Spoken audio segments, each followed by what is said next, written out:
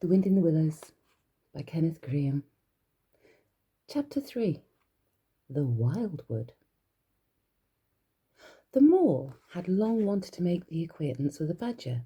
He seemed, by all accounts, to be such an important personage, and, though rarely visible, to make his unseen influence felt by everybody about the place. But whenever the mole mentioned his wish to the water rat, he always found himself put off. "It's all right," the rat would say. "Badger'll turn up some day or other. He's always turning up. And then I'll introduce you. The best of fellows. But you must not only take him as you find him, but when you find him." "Couldn't you ask him here? Dinner or something?" said the mole. "He wouldn't come," replied the rat simply. "Badger hates society and invitations and dinner and all that sort of thing." "Well then, supposing we go and call on him," suggested the mole. "Oh, I'm sure he wouldn't like that at all," said the rat, quite alarmed. "He's so very shy. He'd be sure to be offended. I've never even ventured to call on him at his own home myself, though I know him so well. Besides, we can't. It's quite out of the question, because he lives in the very middle of the wildwood." "Well, supposing he does," said the mole. "You told me the wildwood was all right, you know." "Oh, I know, so it is," replied the rat evasively. "But I think we won't go there just now. Not just yet. It's a long way, and he wouldn't be at home at this time of year anyhow.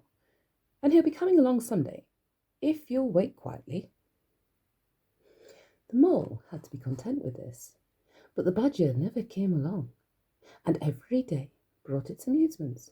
And it was not till summer was long over, and cold and frost and miry days kept them much indoors, and the swollen river raced past out their windows with a speed that mocked at boarding of any sort or kind, that he found his thoughts dwelling again with much persistence on the solitary grey badger, who lived his own life by himself, in his hole, in the middle of the wildwood. In the winter-time, the rat slept a great deal, retiring early and rising late. During his short day, he sometimes scribbled poetry or did other small domestic jobs about the house. And of course, there were always animals dropping in for a chat, and consequently, there was a good deal of storytelling and comparing notes on the past summer and all of its doings. Such a rich chapter it had been, when one came to look back on it all, with illustrations so numerous and so very highly coloured. The pageant of the river bank had marched steadily along, unfolding itself in scene pictures that succeeded each other in stately procession. Purple loosestrife arrived early, shaking luxuriant tangled locks along the edge of the mirror whence its own face lay back at it.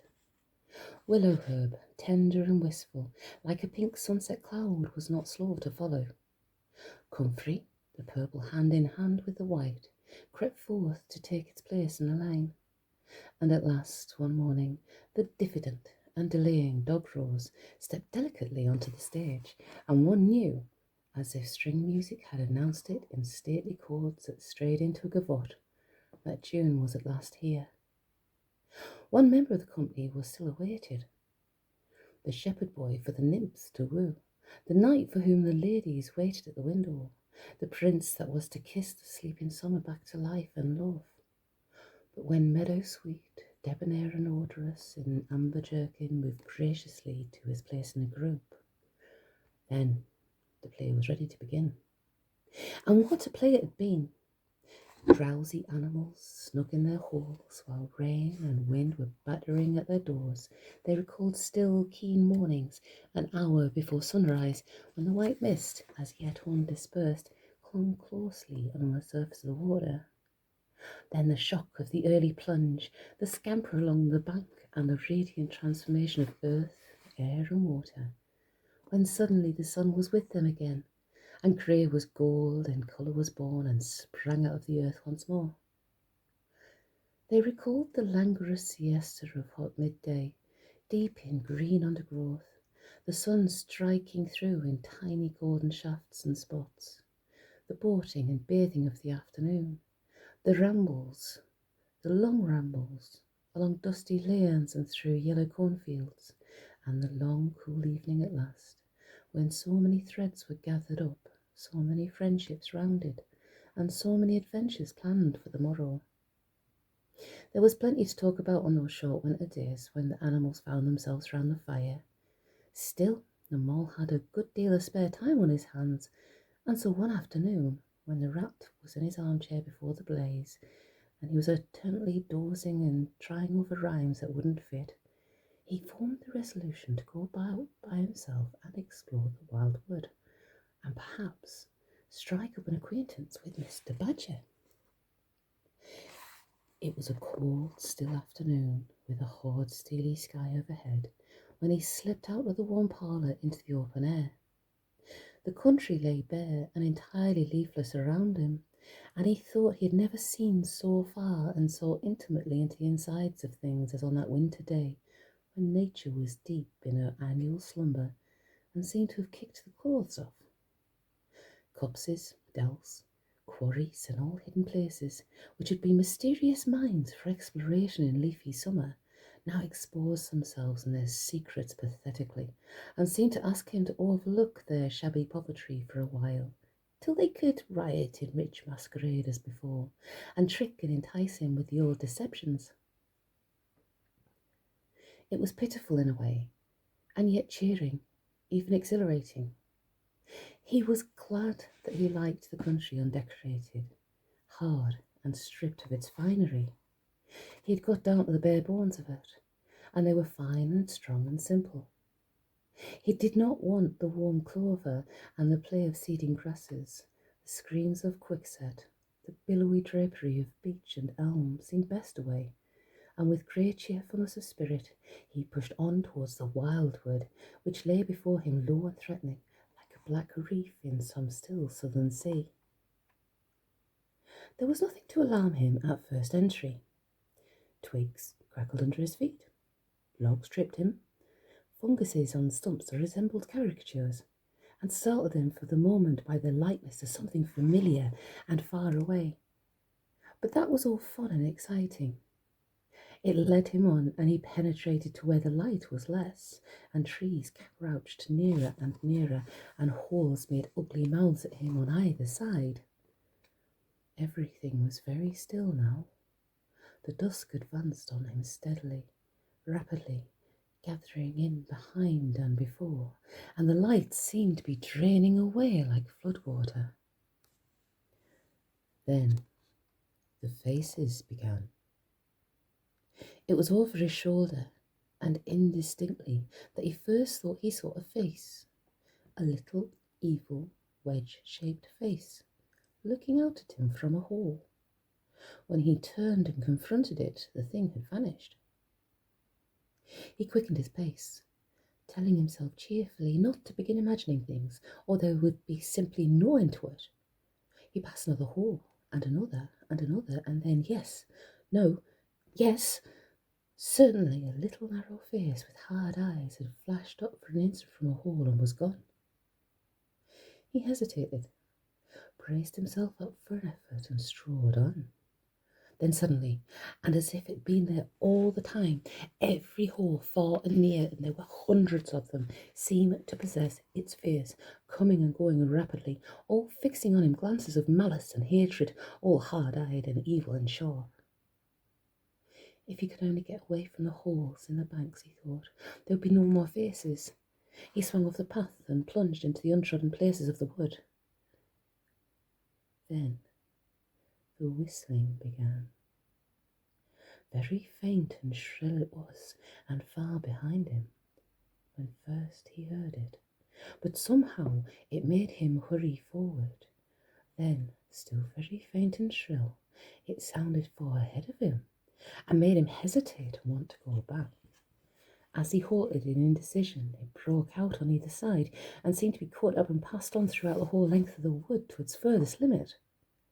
They were up and alert and ready, evidently, whoever they were, and he was alone and unarmed, and far from any help, and the night was closing in.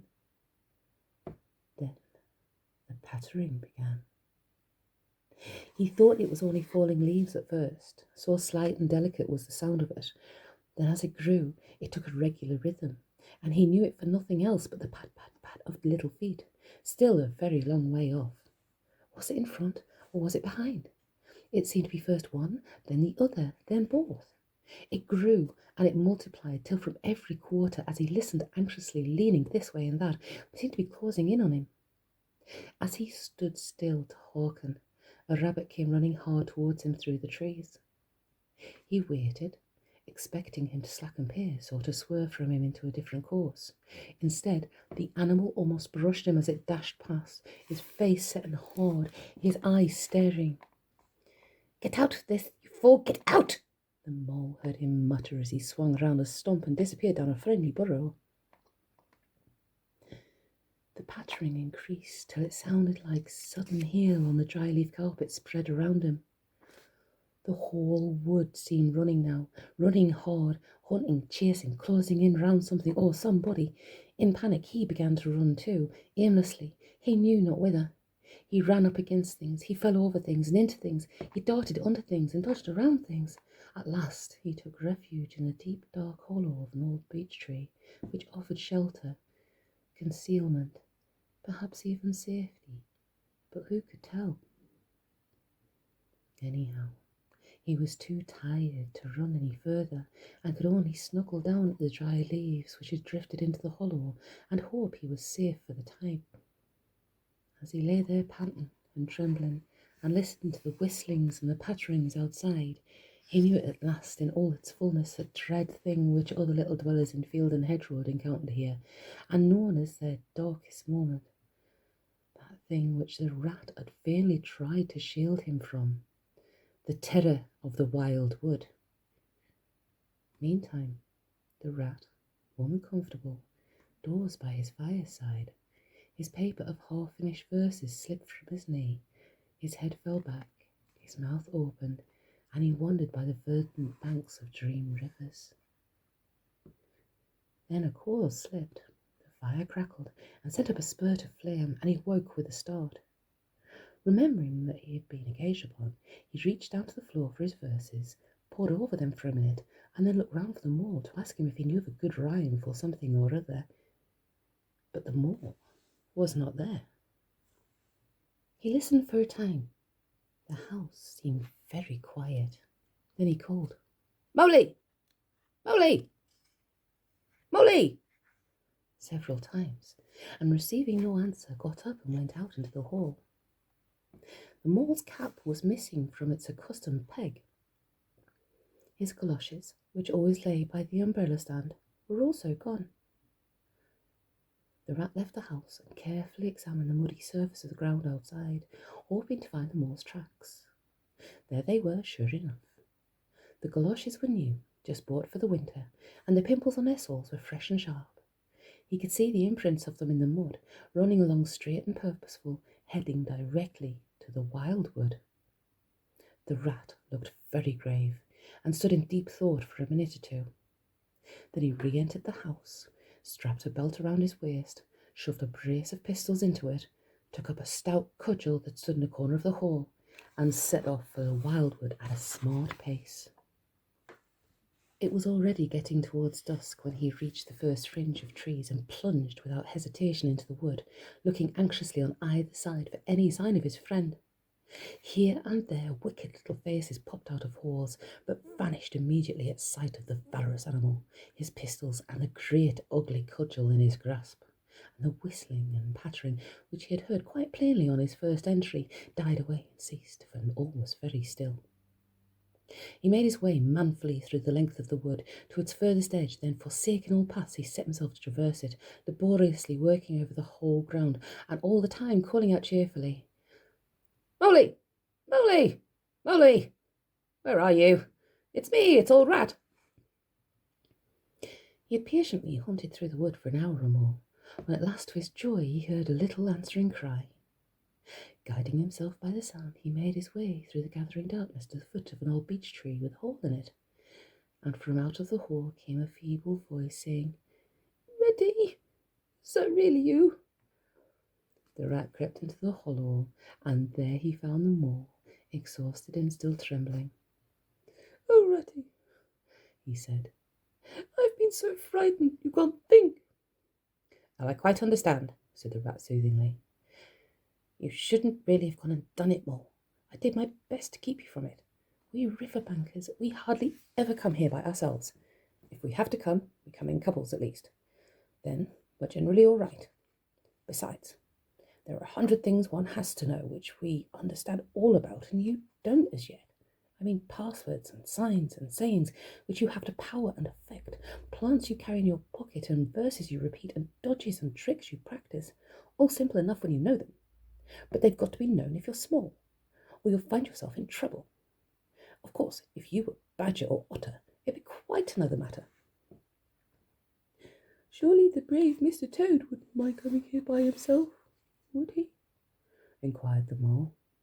"Oh, Toad," said the rat, laughing heartily. "He wouldn't show his face here alone, not for a whole hatful of golden guineas, Toad wouldn't." The Mole was greatly cheered by the sound of the rat's careless laughter, as well as by the sight of his stick and his gleaming pistols, and he stopped shivering and began to feel bolder and more himself again. "Now then," said the rat presently, "we really must pull ourselves together and make a start for home while there's still a little light left. It will never do to spend the night here, you understand? Too cold for one thing." "Oh, dear Ratty," said the poor Mole, "I'm dreadfully sorry, but I'm simply dead beat, and that's a solid fact. You must let me rest here a little while longer and get my strength back, if I'm to get home at all." "Oh, all right," said the good-natured rat. "Rest away. It's pretty nearly pitch dark now, anyhow, and there ought to be a bit of a moon later." So Mole got well into the dry leaves and stretched himself out, and presently he dropped off into sleep, though it was of a broken and troubled sort. All the while the rat covered himself up too, as best he might, for warmth, and lay patiently waiting with a pistol in his paw. Then at last the Mole woke up, much refreshed and in his usual spirits. The rat said, "Now then, I'll just take a look outside and see if everything's quiet, and then we really must be off." He went to the entrance of their retreat and put his head out, and then the Mole heard him saying quietly to himself, "Hello, hello, here is a go." "What's up, Ratty?" asked the Mole. "Snow is up," replied the rat briefly, "or rather down. It's snowing hard." The Mole came and crouched beside him, and looking out saw the wood that had been so dreadful to him in quite a changed aspect. Holes, hollows, pools, pitfalls, and other black menaces to the wayfarer were vanishing fast, and a gleaming carpet of fairy was springing up everywhere. It looked too delicate to be trodden upon by rough feet. A fine powder filled the air and caressed the cheek with a tingle in its touch, and the black balls of the trees showed up in a light that seemed to come from below. "Well, well, can't be helped," said the rat after pondering. "We must make a start and take our chance, I suppose. The worst of it is, I don't exactly know where we are, and now this snow makes everything look so very different." It did indeed. The Mole would not have known that it was the same wood. However, they set out bravely and took the line that seemed the most promising, holding on to each other and pretending with invincible cheerfulness that they recognised an old friend in every fresh tree that grimly and silently greeted them, or saw openings and gaps and paths with a familiar turn in them, in the monotony of white spears and black tree trunks that refused to vary. An hour or two later, they had lost all count of time. They pulled up, dispirited, weary, and hopelessly at sea, and sat down on a fallen tree trunk to recover their breath and consider what was to be done. They were aching with fatigue and bruised with tumbles. They had fallen into several holes and got wet through. The snow was getting so deep they could hardly drag their little legs through it, and the trees were thicker and more like each other than ever. There seemed to be no end to this wood, and no beginning, and no difference in it, and worst of all, no way out.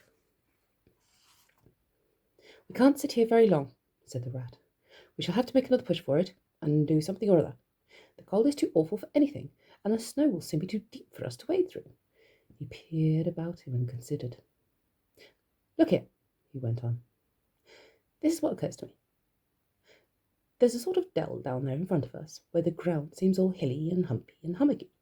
We'll make our way down to that and try and find some sort of shelter, a cave or a hole with a dry floor to it, just out of the snow and the wind.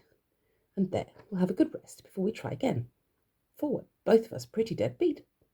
Besides, the snow may leave off, or something may turn up." So once more they got to their feet and struggled down into the dell, where they hunted about for a cave or some corner that was dry, and a protection from the keen wind and the whirling snow.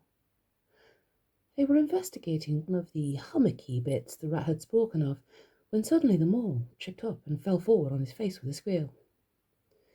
"Oh, my leg!" he cried. "Oh, my poor shin!" And he sat up on the snow and nursed his leg with both his front paws. "Poor old mole," said the rat kindly. "You don't seem to be having much luck today, do you?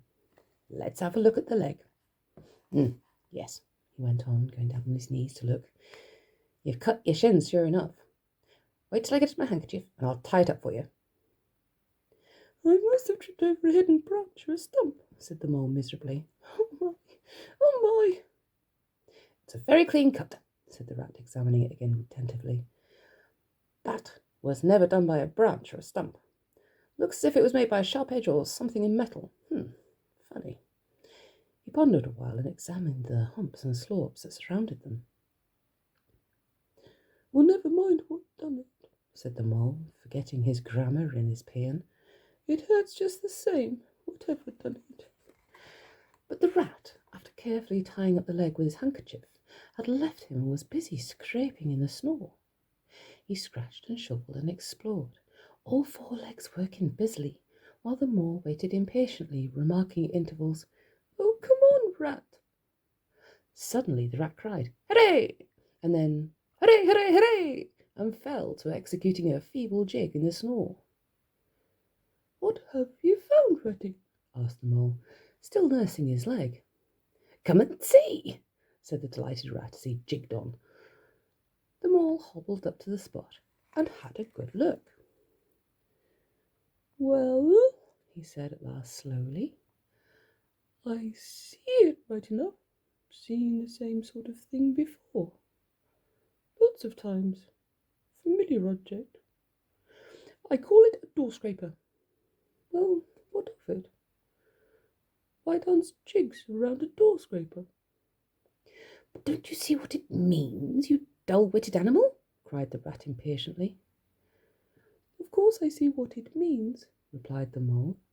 "It simply means that some very careless and forgetful person has left his door scraper lying about in the middle of the wildwood, just where sure to trip everybody up. Very thoughtless of him, I call it. When I get home, I shall go and complain about it to somebody or other. You see if I don't." Oh dear, cried the rat in despair at his obtuseness. "Here, stop arguing and come and scrape." After he set to work again and made the snow fly in all directions around him. After some further toil, his efforts were rewarded and a very shabby doormat lay exposed to view. "There! What did I tell you?" exclaimed the rat as a great triumph. Absolutely nothing whatever," replied the mole, with perfect truthfulness. "Well, now," he went on, "you seem to have found another piece of domestic glitter. Done for, thrown away. I suppose you're perfectly happy. Better go ahead and dance your jig around that if you've got to, and get it over. And then perhaps we can go on and not waste any more time over rubbish heaps. And can we eat a doormat, or sleep under a doormat, or sit on a doormat, and sledge home over the snow on it? You exasperating rodent." "Do you mean to say," cried the excited rat, "that this doormat doesn't tell you anything?" "Really, rat," cried the mole quite pettishly, "I think we've had enough of this folly. Who ever heard of a doormat telling anyone anything? They simply don't do it. They are not that sort at all. Doormats know their place. Now look here, you thick-headed beast, replied the rat, really angry. This must stop. Not another word, but scrape, scrape, and scratch and dig and hunt around, especially on the sides of the hummocks, if you want to sleep dry and warm tonight, for this is our last chance. The rat attacked a snowbank beside them with ardour, probing with his cudgel everywhere and then digging with fury, and the mole scraped busily too, more to oblige the rat than for any other reason, for his opinion was that his friend was getting quite light-headed. Some 10 minutes' hard work, and the point of the rat's cudgel struck something that sounded hollow. He worked till he could get a paw through and feel, then called the mole to come and help him. Hard at it went the two animals, till at last the result of their labours stood in full view of the astonished and hitherto incredulous mole. In the side of what seemed to be a snowbank stood a solid-looking little door, painted a dark green. An iron bell pull hung by the side, and below it, on a small brass plate, neatly engraved in square capital letters, they could read by the aid of the moonlight, Mr. Badger. The mole fell backwards on the snow from sheer surprise and delight. Ratty, he cried in penitence. You're a wonder, a real wonder. That's what you are. I see it all now. You argued it out step by step in that wise head of yours from the very moment that I fell and cut my shin. And you looked at the cut, and at once your majestic mind said to itself, door scraper. And then you turned to and found the very door scraper that done it. Did you stop there? No. Some people would have been quite satisfied, but not you. Your intellect went on working. Let me only just find a doormat, says you to yourself, and my theory is proved. And of course you found your doormat. You're so clever. I believe you could find anything you liked. Now, says you, that door exists, as plain as if I saw it. There's nothing else remains to be done but to find it. Oh, well, I've read about that sort of thing in books, but I've never come across it before in real life.